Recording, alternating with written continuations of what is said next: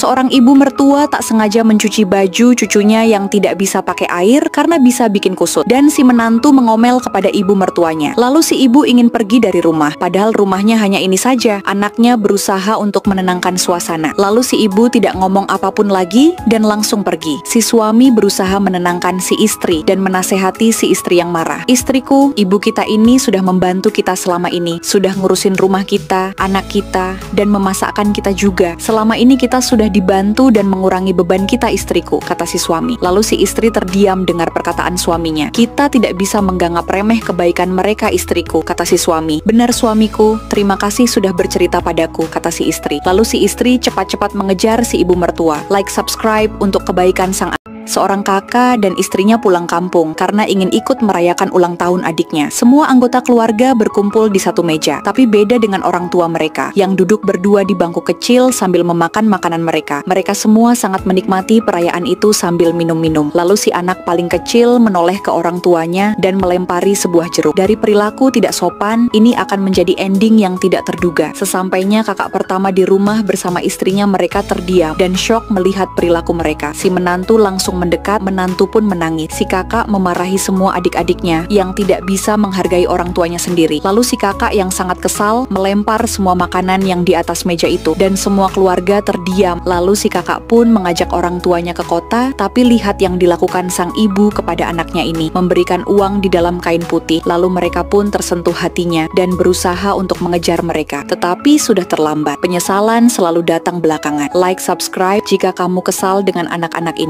Seorang ibu mertua yang ingin makan daging, tapi menantu tidak mengizinkan. Lalu hal itu didengar oleh bibinya. Bibi kaget dengan perlakuan menantu. Lalu bibi bertemu tetangganya dan menceritakannya. Ternyata selama ini menantunya hanya berpura-pura baik di depan suaminya. Si anak datang dan menguping pembicaraan mereka. Lalu ibunya lewat. Bagaimana keadaanmu? Apakah hari ini baik-baik saja? Tentu saja, aku sangat baik, ucap si ibu. Lalu si ibu langsung pergi. Lalu suaminya pulang langsung memarahi istrinya. Kenapa kamu tidak memberikan ibu daging? Aku dengar semuanya dari bibi. Lalu si ibu tiba-tiba datang dan istri langsung berubah menjadi baik. Padahal yang sebenarnya terjadi adalah ibunya sempat check up ke dokter dan disarankan untuk tidak makan daging. Tapi istrinya menyembunyikan hasilnya, takut mertuanya kepikiran. Dia hanya bermaksud untuk mengatur pola diet makan ibu agar tetap sehat. Lalu suami terdiam dan minta maaf karena berprasangka buruk dengan istrinya. Lalu anak berjanji akan menemani menjadi vegetarian dan membelikan semua yang diinginkan ibunya. Komen kebaikan menantu. Seorang ibu mertua yang sedang sakit meminta tolong kepada menantunya untuk mengambilkan segelas air. Tetapi si menantu tidak mau, malah ingin membawanya ke panti jompo. Lalu si suami tiba-tiba datang dan bikin istrinya kaget. Lalu si ibu berkata, "Nak, sebaiknya kau bawa aku ke panti jompo." Lalu si anak bilang tidak mau membawa ibunya ke panti karena di sini sudah diurus dengan baik oleh istrinya. Si istri pun berpura-pura memijat si ibu dan berperilaku baik. Lalu si suami ditelepon oleh bosnya untuk pergi meeting. Lalu si istri mencubit dan berperilaku kasar kepada si ibu, tapi si suami ketinggalan kunci mobilnya. Lalu balik lagi ke kamarnya. Lalu tanpa sepengetahuan si istri yang lagi melakukan aksinya, si suami lagi nguping dari luar. Dan si suami langsung masuk dan kaget melihat perlakuan istrinya. Dan si istri pun kaget dengan kembalinya suami. Si istri berpura-pura mengajak ibunya bermain, kata si istri. Si suami sangat kecewa karena istrinya dan ingin menceraikannya. Like, komen ketegasan anak ini.